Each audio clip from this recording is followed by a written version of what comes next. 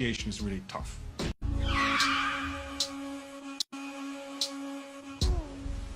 I frankly think that crisis initiation is really tough.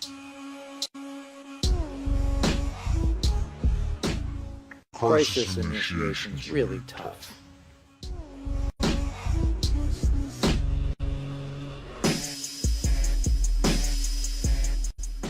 And it's very hard for me to see how the United States just say president. President can get us to war with Iran. Which leads me to conclude that if, in fact, compromise is not coming, that the traditional way of America gets to war is what would be best for U.S. interests.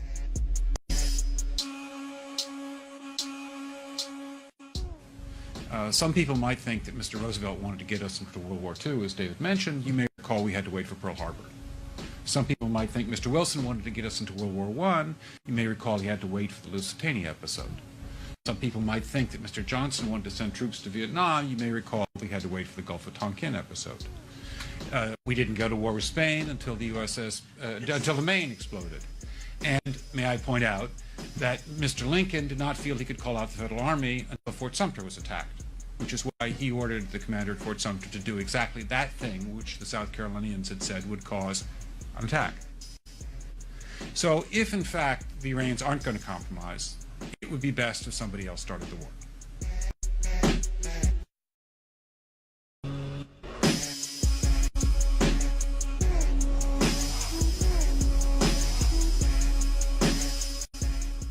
So if, in fact, the Iranians aren't going to compromise, it would be best if somebody else started the war.